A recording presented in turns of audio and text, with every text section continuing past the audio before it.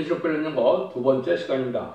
그럼 계시록 1장 2절을 통하여 자기의 본 것을 증거하는 데 대해서 사도 요한이 진리를 증거한 것이 무엇인가를 알아보도록 하겠습니다. 1장 2절입니다. 요한 하느님의 말씀과 예수 그리스도의 증거 곧 자기의 본 것을 다 증거하였느니라. 그래서 여기서는 본 것을 증거했는데 본 것에는 세 가지를 봤다고 볼 수가 있습니다. 먼저 19절에 보면 내가 본 것과 이제 있는 일과 장차 될 일을 기록하라, 기록한다 이렇게 되어 있죠. 이것은 이제 먼저 본 것이 있다 이 말이죠. 뭘 봤느냐? 이루어진 것을 보고 증거한 진리가 있다 이 말입니다. 뭐가 그러면 이루어졌느냐? 완전 속죄와 구원이 이루어지는데 영생을 가지고 온 예수님을 증거하는 일인데요. 거기에는 이제 세 가지가 있는 겁니다. 첫 번째는 그리스도는 완전한 신으로 세상에 왔습니다. 이것은 도성인신을 얘기하는데 신으로 계신 주님께서 하나님 이 땅에 인간의 육신의 몸을 가지고 왔다는 것이죠. 인성을 가진 인간으로서는 도저히 할 수 없는 많은 표적과 기적을 행함으로 하나님의 아들임을 증거한 것이죠. 신성이 반드시 있어야 또 하나님 주님의 그리스도의 자격이 되기 때문에 그걸 말씀한 것이죠. 그런데 사도 요한은 가장 상을 받는 자로서 친히 본 것이 많이 있다 이거죠. 완전히 신앙을 가진 분이 아니면 하나님의 아들이 아니면 할 수 없는 일을 한 것을 자세히 증거했다 이 말이죠. 그래서 첫 번째 사도 요한은 예수님이 신성을 가진 분이다, 하나님의 아들임을 증거했다. 이것이 중요한 의미가 있는 겁니다. 두 번째는 이제 인성으로 오신 것을 친히 보고 느꼈다 이 말이죠. 이거 참으로 중요한 일입니다. 왜 또 인성이 있어야 되느냐? 인성이 없이는 재물의 자격이 또 없거든요. 그래서 예수님은 친히 예수의 몸도 만져보고 또 안겨보게 되고 침식을 같이 하고 꼭 사람과 같은 똑같은 인성이 있다 이 말이죠. 완전한 인간이 됐다 이 말이죠. 이것은 이제 환목제물이고 속건제물의 자격을 가졌다는 것을 뜻하는 것입니다. 두 가지 중에 하나만 있어도 이게 환목제물, 속건제물의 자격을 잃게 되거든요. 죄도 없으셔야 되고 또 어때서 피가 몸이 없으면 제물의 자격이 없고 이거를 다 갖춘 것이 바로 예수님이다. 그래서 성령으로 잉태된 이 사실도 중요한 의미가 있는 거죠. 성령으로 잉태한 것 자체도 이제는 뭘 뜻하느냐? 잉태 자체를 이제 아버지가 없이 남자가 없이 잉태된 것은 성령 능력이 되는데 그것이 또 어떻게 자란 것입니까? 성문 말에 태만 빌린 것이고 그 예수님은 어떻게 자랐느냐? 하늘로부터 오는 물과 피를 자랐다. 요한일서 5장 6절에 보이겠죠? 이는 물과 피로 임하신 자니 곧 예수 그리스도시라. 물로만이 아니요 물과 피로 임하셨고 그랬죠. 이것은 하늘로부터 하늘 영을 공급받아서 예수님은 특별히 자라나신 분임을 알 수 있는 것이죠. 세상에 나와서야 세상 물질을 먹고 살으셨지만은 뱃속에서는 하늘로부터 공급되는 일로 물과 피로 임하여 자라신 분이다. 이것이 이제 인간이 자란 것하고 틀리죠. 그래서 하나님께서는 주님께서는 이러한 신성과 이성을 모두 갖춘 것을 잘 체계적으로 증거한 것은 요한 1, 2, 3서나 또 요한복음에서 잘 증거를 했죠. 이것이 이제 사도 요한의 의대한 그러한 그 영적인 높이라고 할까요? 깊이라고 할까요? 이걸 가지신 분인 것을 우리가 알 수가 있죠. 이걸 이제 증거하러 왔다는 것이죠. 그 다음에는 이제 뭐를 또 증거했느냐? 완전히 승리를 이룬 것을 증거했다.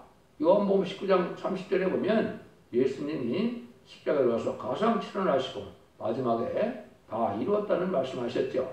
이것이 이제 구원의 완성을 친히 목도한 자다. 12사도가 있었지만은 십자가 밑에 가서 예수님의 구원의 완성의 목소리를 들은 것은 사도 요한이 유일하죠.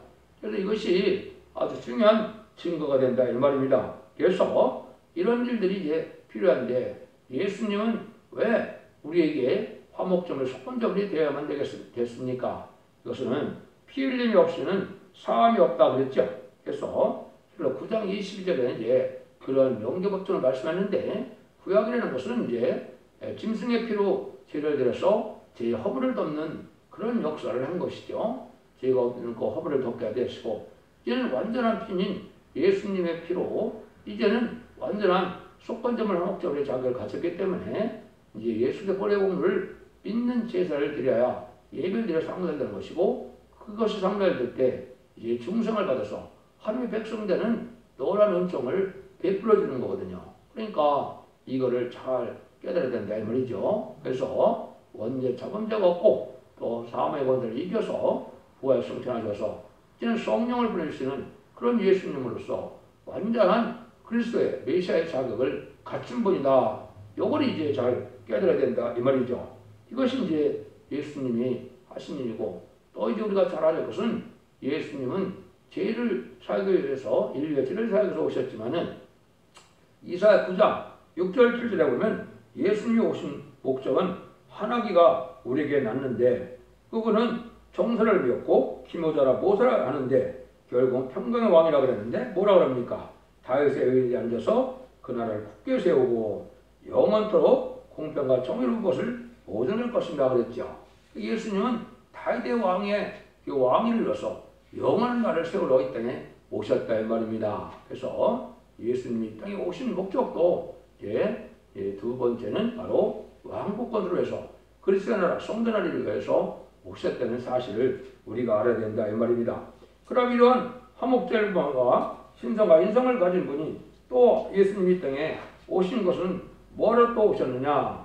그걸 보면 이제는 죄가 없으신데 죄를 없애러 오신 뿐 아니라 이제는 마귀를 멸하러 오셨다. 그랬더니요. 마귀를 멸하러 오셨댔죠. 요한일서 3장 8절에 보면 예수님이 오신 목적은 마귀를 멸하러 오셨다. 이건 이제 재림주의 목적이 이 세상에 마귀를 없애고 마귀가 죄를 없애서 이제는 새 시대를 이룰 것을 말씀하는 것이죠. 천국의 주님은 이제 죄인을 불러오셔서 죄인된 몸을 그리스도의 보혈의 공로를 믿음으로 이제는 의인된 몸을 대해서 영원권받는 자범죄를 해결해서 영원권받는 역사를 하실 것을 얘기한 것이고 재림주가 오실 때는 원죄와 자범죄를 다 해결하셔서 이제는 회개치 않은 자 이제 복음에 순종치 않은 자들을 멸망시켜서 악인과 죄를 멸망시켜서 마귀들을 없애하는 것이 예수님이 오신 목적이다 이 말입니다.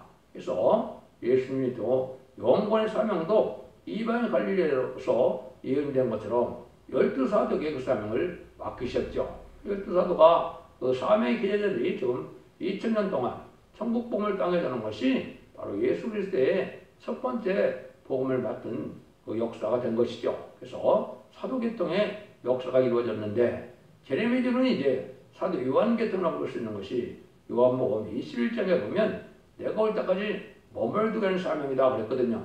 이것은 이제 제레미야를 영접할 이제는 그 신앙 준비를 시켜서 제레미야 영접할 그러한 사명인데 그 사명이 바로 계시록의 사명이다. 그래서 예언서를 읽고 듣고 지키는 자들이 복을 받게 한다 그랬는데 최고 영계로서 계시록을 잘 써놓고 이제 사도 요한의 사명을 한 것이죠. 이 세월이 흘러서 정한 때가 돼서 사도 요한의 사명이 그대들이 나타나서 이제는 타신의 사명으로 이제는 예언서를 읽고 듣고 지키게 하셔서 환란과 전날에 구원받게 하시는 것이 하나님의 뜻인데요. 그 구원에는 이제는 변화 승천하여 들림받는 자들이 있고 또 예비처 보호죄 보호받아서 새 시대의 백성이 되는 은혜가 있다는 사실을 이제 증거한 것이 바로 이 계시록이다 이 말입니다. 이걸 증거로 이제 사도 요한은 여기 자기가 증거한 내용을 얘기한 것입니다.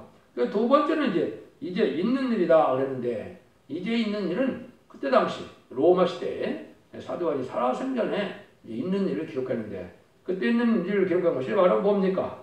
7개에 보낸 편지를 이제 그때 있는 일을 기록한 것이죠. 그래서 7개를 통하여 우리에게 무슨 교훈을 주려고 하셨느냐?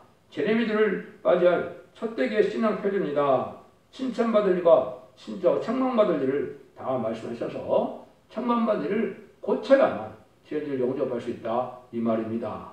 지금까지는 죄인을 부르는 시대이기 때문에 완전 변론에 순종치 않아도 이제 우리 주님을 구세를 용접하면 중생의 역사가 있었기 때문에 별 문제가 없어서 하나님은 말씀을 가끔하나 잘 몰라도 별로 죄로 여기지 아니하신 겁니다. 제레미야가 볼 때는 원죄 잡념을 해결받아서 마귀의 세력을 이기는 자가 되기 때문에 완전히 말씀을 듣고 지켜야만 원죄 잡념을 해결받는 것이지, 그냥 말씀을 가감하면 이제는 그 축복을 받지 못한다는 것이 계시록의 말씀이죠. 그래서 계시록 20장 17절에 보면 성령과 신부하신 말씀을 가감하면 재앙을 받고 하나님의 축복을 받지 못한다, 이렇게 되어 있죠. 이것이 이제 진리의 대표, 다시안의 대표가 나타나서 이제는 그 말씀을 이루어 나갈 때 말씀을 가감하면 되지 않는다는 그 뜻입니다. 이제 있는 일 중에 이제 두 번째는 무슨 뜻이냐? 인간 동안에 마지막 끝을 맺는 교회가 나오는데, 그것이 이제 계시록 1장 20절이나 또 1장 12절에 나왔을 때는 금첫대라고 그랬죠. 7개 첫대교회를 뜻했고, 계시록 11장 4절에도 두 첫대라고 그랬죠. 그는 끝을 맺는 흑암을 뚫고 나가는 교회로서 죄를 용접할 신앙 준비하는 것이고, 세상을 심판하고 말복을 모아서 새 시대에 복을 받게 하는 끝을 맺는 교회가 첫대교회로 연대하는 겁니다. 그래서 그 첫대교회가 인간 정원에는 어떻게 나오느냐, 그 비밀이 또 7교회에 숨겨져 있는 것이죠. 지금까지는 이제 요원 구원 시대이기 때문에 교단과 교파가 상관없이 우리 주님을 그 사이로 영접하여 중생의 역사가 있으면 정통적인 기독교 신앙으로 볼 수 있는 것입니다. 아무리 정통이라는 그걸 겪은 정도를 가지고 있다 해도 중생의 역사가 없다 하면 아무 소용도 없는 거고, 참된 진리단체도 참된 기독교도 아니거든요. 그래서 로마서 8장 9절처럼 그리스도인이 영이 없으면 그리스도인이 아니다, 이 말이죠. 중생을 받아서 요한복음 3장 이제 15절처럼 뭐라고 합니까? 물과 성령으로 거듭나야만 이제 천국에 갈 수 있다고 그랬죠. 그것이 진리다, 이 말이죠. 그래서 이제는 그 첫대교회를 통해서 완전하게 원죄 잡음을 해결받고 죄를 영접할 수 있는 그 비밀을 알려준 것이 바로 7교회다. 그것이 에베소 교회를 통해서 사랑의 힘으로 첫대가 옮기고, 소만한 교회를 통해서 환난과 공급에 충성까지 다해서 멸류관을 받을 만한 인격을 갖추게 되고, 그 인격을 갖춘 종이 빌다를 뵙신 열림이 있는 교회를 하나님이 허락해서, 열림은 한때 진에게 내려와서 이제는 완전한 변화심 드러낼 만한 그런 교회에 은혜가 내린다, 이 말이거든요. 그래서 빌라델피아가 첫대교회 옆인데 거기서 멸류관을 받는 종들이 나오는 것이 2만 14,000명의 변화성도가 나오는 교회를 뜻했다. 이것은 아주 엄청나게 중요한 비밀인데, 이걸 엄청나게 좀 받아들이지 못하고 떼지 못하는 것이 기독교의 상황이다, 이렇게 볼 수가 있는 겁니다. 세 번째는 이제 이기는 자의 비밀을 이제 이야기하시고, 이기는 자에게는 어떤 복을 줄 것이냐, 이것이 에덴 동산을 회복시켜서 에덴 동산에서 받았던 왕권의 축복을 회복시켜주는 축복을 받게 된다. 이것도 좀 중요한 말씀이죠. 아담과 하와가 이제는 에덴 동산에서 뱀의 미혹을 받음으로 이제는 생명과도 못 먹게 됐고, 또 쫓겨났고, 또 왕권도 빼앗겨서 이제 뱀이 용이 돼서 세상을 뱀이 용이 다스리는 시대가 온 거거든요. 이걸 다시 회복시켜주는데, 그거는 이 뱀을 다시 이기는 자들에게 주는 축복이다. 그래서 이기는 자는 바로 인마진 134,000명을 뜻했는데, 그런 자들에게는 에덴 동산을 축복을 다시 주고, 에덴 동산에서 빼앗겼던 왕권의 축복을 다시 주셔서 세상에 이제 왕으로 삼는다, 지도자로 삼는다, 이 말이거든요. 예수님은 만왕의 왕으로서 천상천의 왕이시지만은 이 땅에 다스릴 때 이제 하나님의 참된 사명자들을 통하여 이 분봉하게 되어서 세상을 다스리게 하는 것이 하나님의 뜻이다, 이 말입니다. 그런 일들이 이제 여기에 숨겨져 있기 때문에 계시록의 7개에 대해서 그 비밀을 알려준 것이다, 이렇게 볼 수가 있죠. 이제 세 번째 마지막은 이루어질 것을 보고 증거한 것이다. 이것은 한마디로 환난장의 날에 중생받은 종들과 중생받은 성도들은 어떻게 이제 예비처에 보호받고 변화성 전하여 새 시대의 축복을 받게 되느냐, 이 비밀이 있는 것이죠. 여기 이제 계시록을 쓴 목적이 되겠죠. 이제 재림의 주가 오실 때는 세상을 심판하러 오시는데, 이제 악인과 죄인을 멸하러 오시는 거기 때문에 죄인을 불러올 때 하면 틀리죠. 그래서 주님께서 이제는 회개할 때 회개해서 중생을 받아서 하나님의 백성이 되고, 때에는 말씀 읽고 듣고 껴서 이기는 자가 돼서 변화성찬하여 공중강강하는 말씀은 예수를 영접하는 비밀을 알려주고 이제는 순종함으로 예비처 보호처에 환란대항 등의 보호에서 영업과정으로 새시대 백성이 되는 그 비밀이 계시록에 숨겨져 있다 이 말입니다. 이걸 이 시대에 꼭 배워야 되는 거고 이걸 알지 못하면 이 구원을 받지 못하는 때가 바로 이 심판 때다 이 말입니다. 그것이 이제 가장 중요한 것이 뭐냐? 계시록 10장 11절에 보면 다시게는 대표가 나와서 진리의 다른 말씀을 전하게 된다 이 말이죠. 이것은 인간 종말에 하나님의 심판을 어떻게 할 것이냐 예언서 계시록대로 진리의 말씀대로만 변론했는데 그 변론이 하나님 인정한 변론이어야 되겠죠.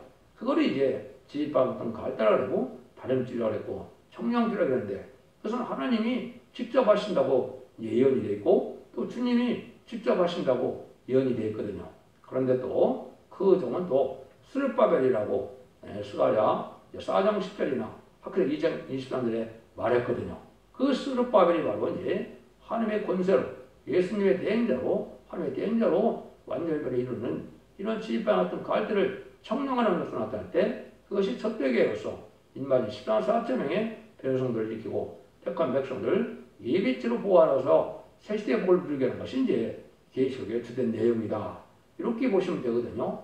이걸 이 시대에 이제 계시록을 통해 하나님의 구원의 섭리를 이루고자 하는 것이 하나님의 뜻이다. 그래서 그것이 첫 번째는 이제 진리통일을 이룰 것을 얘기해서 지휘반 같은 갈대로 청량을 한다. 그래서 신앙이 참된 종인지 거짓된 종인지 참된 기독교인지 들포도 기독교인지 이거를 다 말씀을 가지고 청량을 한다 이 말입니다. 그런데 상달되는 후서와 예배를 드리지 못하는 자들은 청량받을 가치가 없다 이 말이죠. 왜 그래요? 예수님을 믿어서 회개할 때서 하나님의 백성 되는 자격을 갖는 기간을 2000년이나 줬는데 회개치 않고 주님을 영접하지 못했다면 이거는 이제 심판의 대상이 되는 것이지 이게 복의 근원이 복을 받는 것이 아니죠. 그 역사를 이제 11장에 말씀을 하신 것이죠. 그래서 계시록 10장 11절에 보면 저간에게 말하기를 네가 많은 백성과 나라와 방언과 임금에게 다시 예언하여야 하리라 하더라.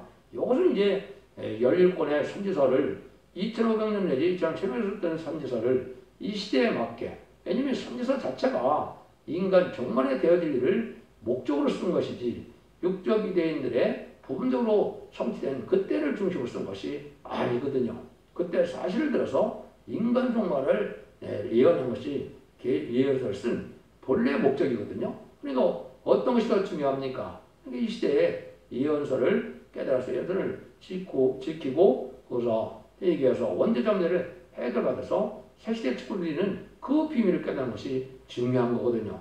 그러니까 예언서라는 것은 대부분 재림주 때의 역사의 내용을 말씀하는데 그것이 비밀이기 때문에 잘 알지 못해서 하나님께서 하나님의 종을 새긴 사명을 세워서 다시 하나님의 사명을 감당케 하심으로 그 변론을 온 세계 다 듣게 한 다음에 그 변론대로 심판하고 변론대로 구원하고 변론대로 복을 받게 하는 것이 하나님의 공의의 사랑이다. 이렇게 보시면 됩니다. 그래서 마지막 한일의 역사 중에 전삼전만에 진리의 심판에 대한 줄을 전할 종은 어떤 종이냐 이게 이제 가장 큰 비밀 중에 하나거든요.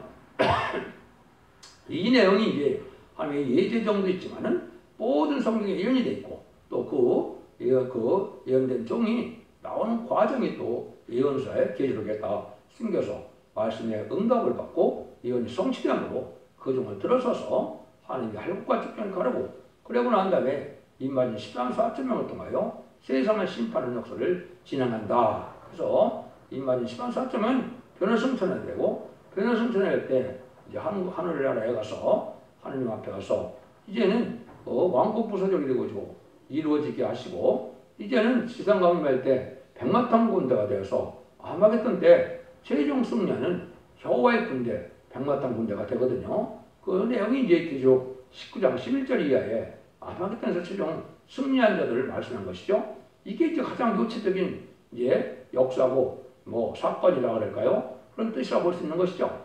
이 내용이 구체적으로 어떻게 합법적인 단체가 되고 어떻게 합법적으로 그게 이루어갈 것이냐 그걸 구체적으로 내온 것이 계시록의 비밀이고 그 비밀이라는 것이 하나님의 사명을 감당하는 일이 되죠.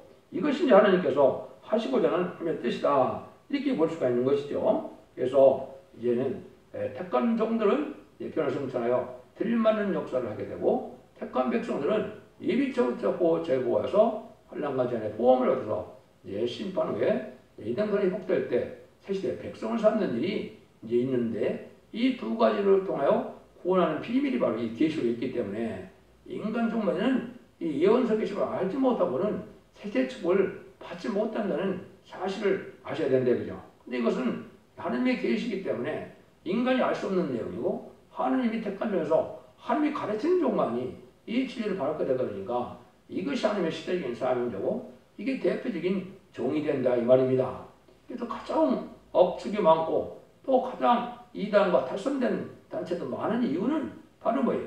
하나님께서 주는 지식과 지혜로 하는 것이 아니고, 이걸 인간의 지혜와 지식으로, 인간의 학문적으로, 문자적으로 이렇게 해서 풀으려고 그러니까 맞을 턱이 없는 것이죠.